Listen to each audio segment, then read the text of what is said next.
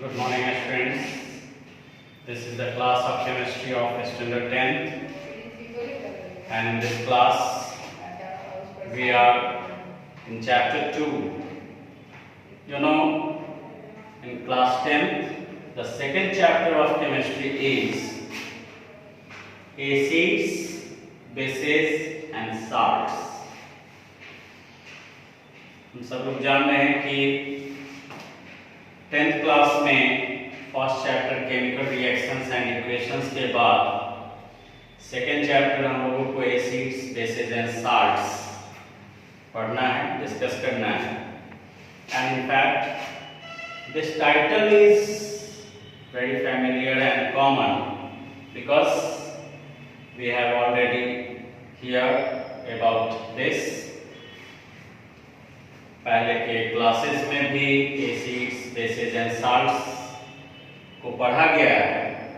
उनके बारे में बेसिक कॉन्सेप्ट और बेसिक नॉलेज हम लोगों के पास राइट नाउ है. But in the class of 10th acids, bases and salts के जो भी बेसिक कॉन्सेप्ट्स हमने क्लास 10 से पहले के क्लासेस में लिया है, उनका एक एडवांस और इलैबोरेटेड फॉर्म हम लोग इस क्लास में देखेंगे. दैट मीन्स कि एसिड्स, बेसेस एंड साल्ट्स का एक डिटेल्स मोड हम लोग इस क्लास में डिस्कस करेंगे.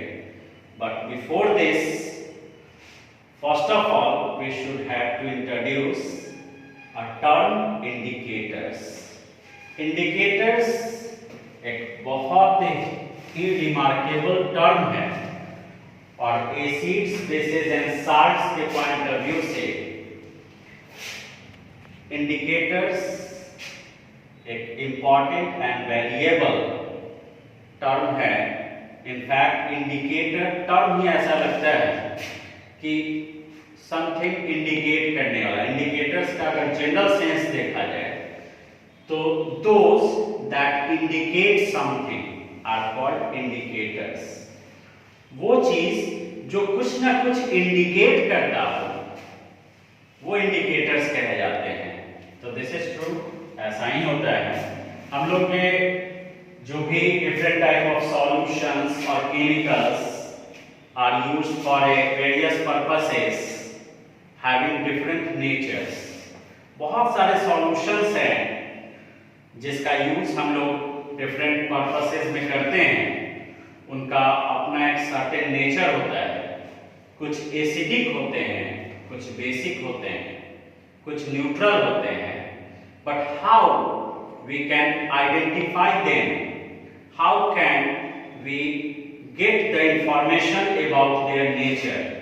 कौन सा सॉल्यूशन एसिडिक है, कौन सा सॉल्यूशन बेसिक है, कौन न्यूट्रल है, इनको इंडिकेट करने के लिए, इनको जानने के लिए we use some certain chemicals or dyes. Those chemicals or dyes indicate us that solution is whether acidic or basic, and on the basis of this fact we can define indicators under this chapter. Indicators are chemicals or dyes used to judge the nature of solutions whether they are acidic or basic. How? By changing their color. Her indicators के कुछ न कुछ अपने colour होते हैं और acidic and basic solution में वो किसी सर्टेन कलर में चेंज कर जाते हैं. And on the basis of the change of the colour of that dyes और केमिकल्स और indicators we can identify the nature of that solution. तो ये चेंज इन कलर के थ्रू हमें इंफॉर्मेशन देते हैं, हमें इंडिकेट करते हैं कि सॉल्यूशन एसिडिक है या बेसिक है. तो इसके लिए हमारे पास ये इंफॉर्मेशन होना चाहिए कि कौन सा इंडिकेटर किस तरह के सॉल्यूशन में कौन सा कलर देगा या किस कलर में चेंज होगा। तो here we have a table related to some certain indicators. In fact, indicators are of different types. यहाँ पे ये जो टेबल है इनमें उन इंडिकेटर्स को मेंशन किया गया है जो जनरली लैब में यानी लेबोरेटरी में यूज करते हैं। तो these indicators are called laboratory indicators. These are litmus, methyl orange, phenolphthalein. All these indicators are generally used in laboratory. That is why they are called laboratory indicators. Apart from these indicators, we have some other type of indicators. Here mentioned olfactory indicators, natural indicators, but we will discuss about them later on. पहले हम लोग laboratory indicators के details को देखेंगे, then after हम देखेंगे और कुछ अदर टाइप ऑफ इंडिकेटर्स जो यूज किए जा सकते हैं to identify the nature of solution. यहाँ पे ये टेबल एक इंफॉर्मेशन देता है कि किस इंडिकेटर का किस तरह के सॉल्यूशन में क्या कलर होता है, because the colour information is necessary to identify the solution, to get the knowledge about the nature of solution. Litmus. Actually, litmus is obtained from a plant called lichen. Lichen is the source of litmus. एक lichen नाम का plant है जिससे हम लोग litmus obtain करते हैं। And here are three columns. One is the natural color, second color in acids, third one is color in bases. यहाँ पे हम लोग ये देखेंगे कि जो भी इंडिकेटर्स हैं उनका अपना एक ओरिजिनल कलर जो उनका न्यूट्रल कलर होगा वो क्या है, एसिड्स में डालने पर उनका क्या कलर हो जाएगा और बेस में डालने पर उनका क्या कलर होगा। तो litmus that is obtained from the lichen, its original colour is purple. Litmus का ओरिजिनल कलर पर्पल है, न्यूट्रल कलर पर्पल है। इनफैक्ट हम लोग लैब वगैरह में लिटमस को पेपर स्ट्राइप्स के फॉर्म में यूज करते हैं। That is why there we call it litmus paper, जो जनरली दो कलर में होते हैं, blue litmus paper and red litmus paper. अगर हम लोग पेपर के फॉर्म में यूज करें तो ऐसे लिटमस लिक्विड फॉर्म में यूज करते हैं तो उसका कलर होगा पर्पल, और जब उनको एसिड में डाला जाएगा तो उनका कलर हो जाएगा रेड, जबकि बेस में डालने पर उनका कलर होगा ब्लू। यानी हमारे पास कोई ऐसा सॉल्यूशन है जिसके नेचर के बारे में पता नहीं क्या नेचर है उनका, और just we have to identify whether that solution is acidic or basic. So by using litmus we can judge about their nature. डालेंगे उसमें लिटमस को।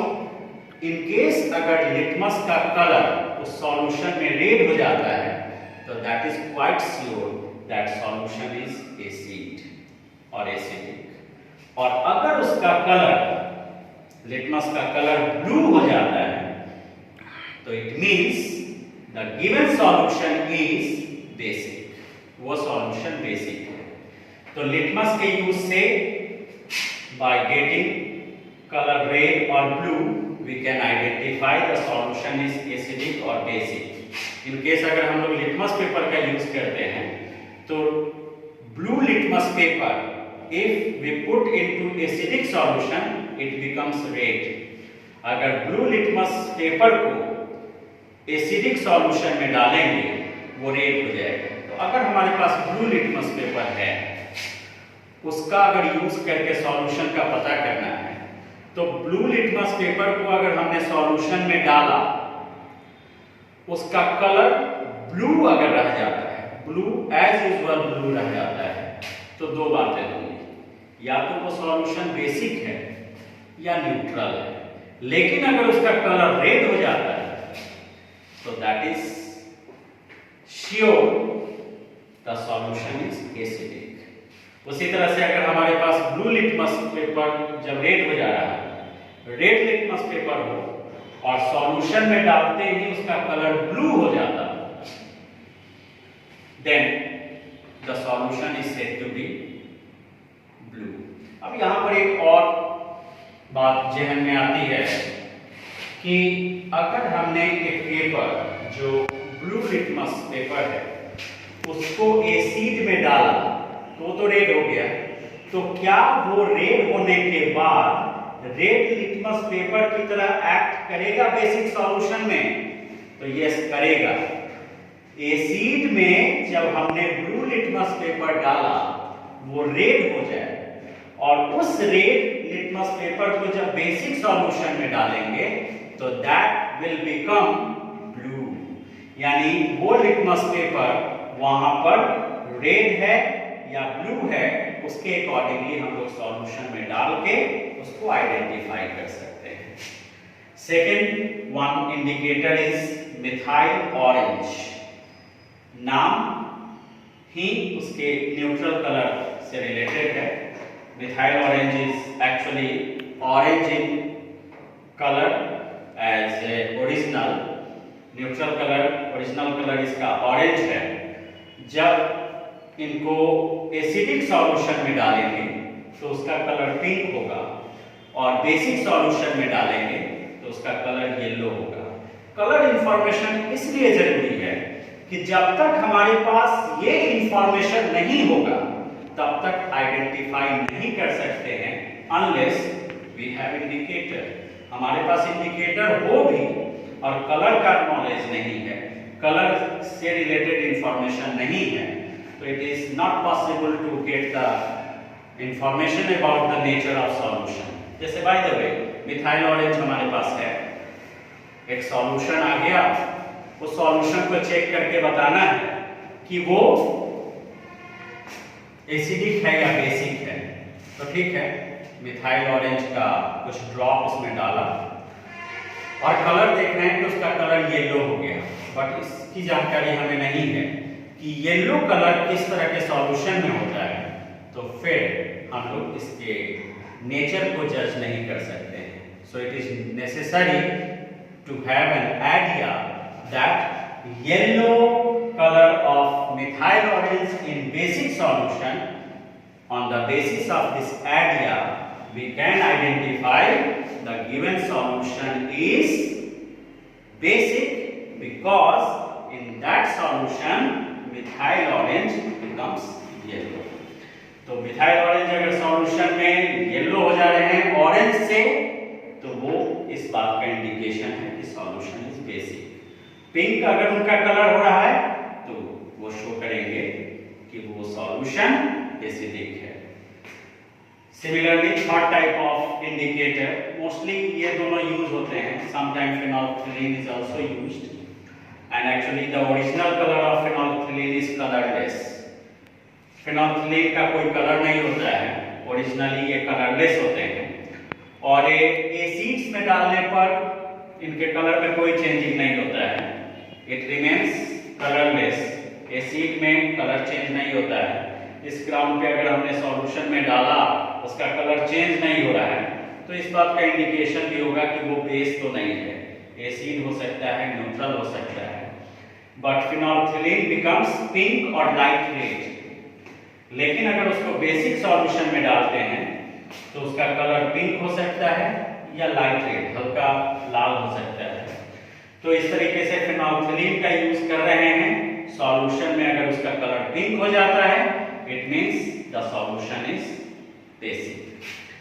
तो these are the laboratory indicators and here we have the information about their color changing and on the basis of this fact we use these indicators to judge or to identify the nature of solution.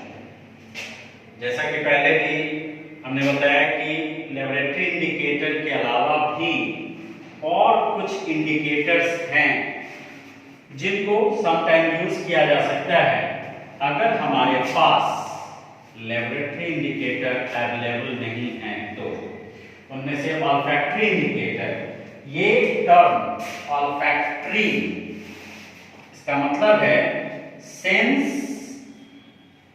To smell, means that indicator is not used as the change of color.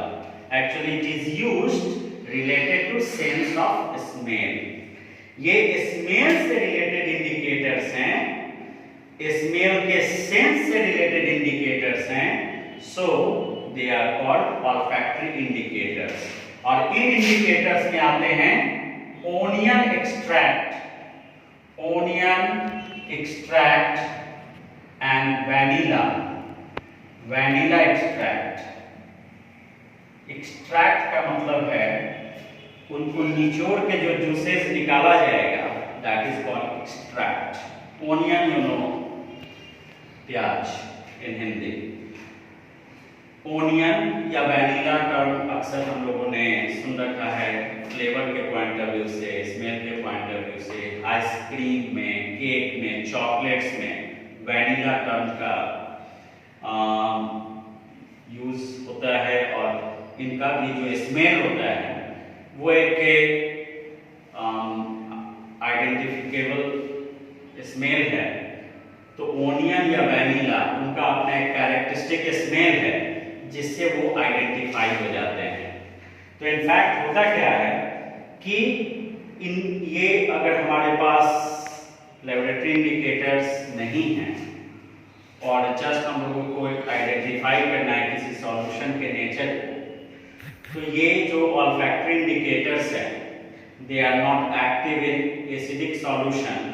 In indicators के साथ कुछ limitations हैं, like olfactory indicator से किसी acidic solution के होने का तो पता नहीं चलता है, लेकिन इनके यूज से बेसिक सॉल्यूशंस को आइडेंटिफाई किया जा सकता है। ओनियन एक्सट्रैक्ट यानी प्याज का जूस निकाल लेना है, and if you get a smell of that juice, they easily identify that this is the extract of onion because it has its characteristic smell. उसकी अपनी एक पहचान है उसका स्मेल, या वैनिला एक्सट्रैक्ट का भी स्मेल उसके लिए स्पेसिफिक है।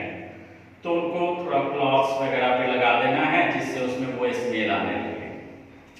उस क्लॉथ्स को सॉल्यूशन में डाल देंगे और जब बाहर निकालेंगे उसका स्मेल लेंगे। If the smell of that onion extract और वैनिला एक्सट्रैक्ट इज रिमूव्ड, वो आप उस कपड़े में जो भी ओनियन का स्मेल था या वैनिला का स्मेल था वो गायब हो जाता है, वो डिसअपीयर हो जाता है। तो this is possible only in the basic solution. It means cloth को जिस सॉल्यूशन में डाला गया था वो सॉल्यूशन बेसिक है। तो इस तरीके से इनके स्मेल का रिमूवल हो जाना किसी सॉल्यूशन में is the indication that solution is basic. तो इस तरीके से ऑल्फैक्टरी इंडिकेटर्स का यूज किए जा सकते हैं। नेचुरल इंडिकेटर्स नेचर में अवेलेबल हैं ये, लाइक टर्मरिक, रेड कैबेज,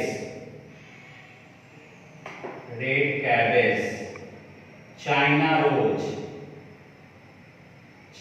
रोज, ये कुछ ऐसे इंडिकेटर्स हैं जो नेचुरली अवेलेबल हैं, but especially they are not used for the purpose of getting the nature of solution.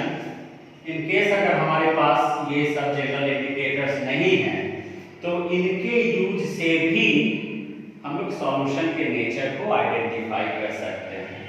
तो नेचुरल इंडिकेटर्स में 3 आते हैं, टर्मरिक यू नो हल्दी, रेड कैबेज अपने यहाँ तो जनरली ग्रीन कैबेज होता है, कैबेज यू नो बंदा गोभी, हम लोग जो यूज करते हैं वो ग्रीन होता है, बट कंट्री के अदर पार्ट्स में कुछ स्पेशलाइज्ड जगह पे रेड कैबेज भी अवेलेबल होते हैं। And the type of rose is the China rose.